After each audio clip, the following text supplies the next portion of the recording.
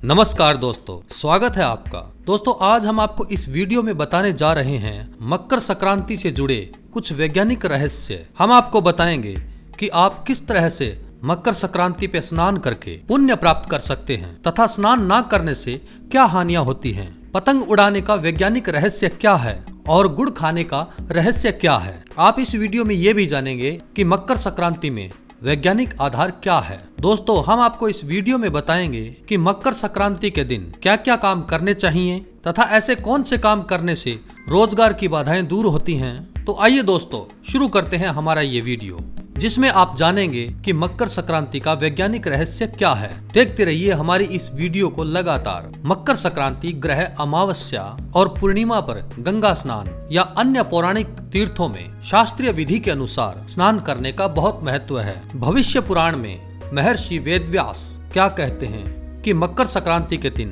गंगा, सिंधु, यमुना, गोदावरी, नर्मदा, कावेरी, सरयू, चंबल, गया, प्रयाग व पुष्कर तीर्थ स्थान में विधिवत स्नान करने से प्राणी को ब्रह्मलोक की प्राप्ति होती है। इस वीडियो में आप जानेंगे मकर संक्रांति के दिन स्नान के फल, ना स्नान करने से होने वाली परेशानियां और इस दिन कुछ वैज्ञानिक रहस्य। और सबसे आखिर में हम आपको बताएंगे एक चमत्कारी उपाय जो इस दिन की शाम को करने से आपके रोजगार में आने वाली तमाम बाधाएं दूर कर देगा।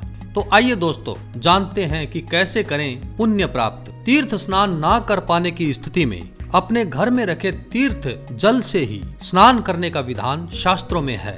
सारे तीर्थों का स्मरण करके अपने घर पर ही तीर्थ स्नान किया जा सकता है, जो तीर्थ स्नान के समान ही पुण्यदायी है। कई धार्मिक पुस्तकों में इसका प्रमाण किया गया है। भले ही शीत ऋतु चल रही हो, लेकिन मकर संक्रांति को गर्म जल से स्नान करने से बचना चाहिए।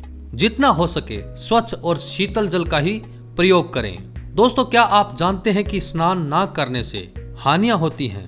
देवी पुराण में लिखा गया है कि जो व्यक्ति मकर संक्रांति के दिन तीर्थ स्नान नहीं करता वो रोगी और निर्धन ही बना रहता है। मकर संक्रांति के दिन देवताओं के निमित्त तीर्थ जहां पर जाकर द्रव्य सामग्री और जो भी पदार्थ दान किए जाते हैं उसे देवता और पितृ हर्षित होकर स्वीकार करते हैं। देवी पुराण में तो अकाल मृत्यु से बचने के लिए मकर संक्रांति को दुर्गा सप्तशती पाठ करने या करवाने का भी विधान बताया गया है। 14 और 15 जनवरी को तीर्थ स्थलों पर जाकर व घर पर ही देवों को पवित्र जल से स्नान करवाना चाहिए। इसके बाद सारे दिन ही पुण्य काल रहने और श्रेष्ठ समय होने के कारण कभी भी दान दिया जा सकता है। पूर्ण पुण्य लाभ के लिए पुण्य काल में ही स्नान आदि करना चाहिए। सूर्योदय से सूर्यास्त तक दान किए जा सकते हैं। क्या आप जानते हैं कि पतंग उड़ाने का भी वैज्ञानिक रहस्य है? इस दुनिया में अलग अलग हिस्सों में पतंगबाजी के लिए कुछ विशेष दिन हैं। मकर संक्रांति के दिन पतंग उड़ाने का भी एक फायदा भी है, क्योंकि इसी दिन भगवान सूर्य का तेज किरणों का प्रभाव पड़ने लगता है और अब तक शीतशहर करते हुए मनुष्य अक्सर धूप से दूर ही रहता है। सूर्य की किरणें हमारे रक्त और हड्डियों के लिए विशेष लाभदायक है। इनके और भी कई लाभ हैं। ये शीत से पैदा होने वाले रोगों में फायदेमंद है।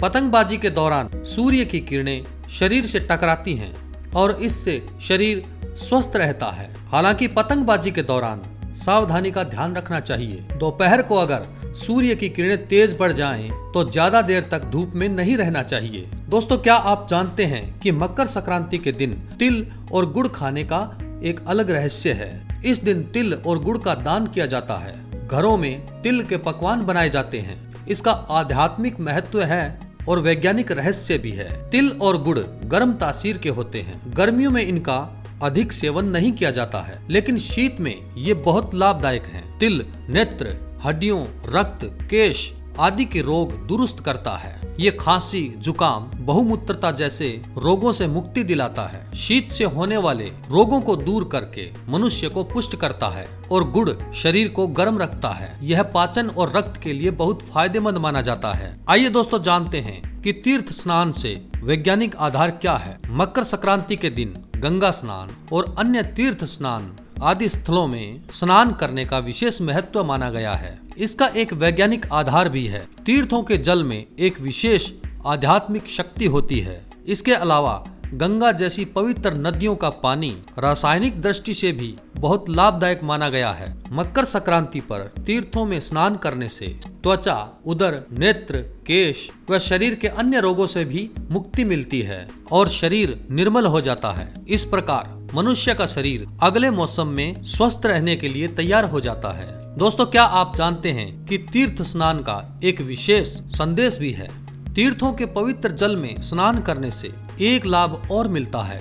कहा जाता है कि तीर्थ स्थल में मनुष्य सच्चे मन से अपनी पाप मुक्ति के लिए भगवान से प्रार्थना करता है तो उन पापों के लिए भगवान उसे क्षमा कर देते हैं। भगवान के लिए कुछ भी असंभव नहीं है, लेकिन इसमें मुख्य यह है कि व्यक्ति का संकल्प, व्यक्ति का एहसास। स्नान के बाद अपने इष्ट देव का पूजन करें, साथ ही इस दिन से ये संकल्प करें कि अतीत में हुई उन भूलों को नहीं दोहराएंगे। आइए जानते हैं कि मकर संक्रांति के दिन कौन से कार्य न करें। मकर संक्रांति पुण्य का दिन है, इसलिए इस दिन कोई भी ऐसा काम न करें जो मनुष्य को पाप का भागी बनाए, और वैसे भी इस प्रकार का कार्य जीवन में कभी भी नहीं करना चाहिए। इस दिन किसी से भी कटु भाषण नहीं करना चाहिए।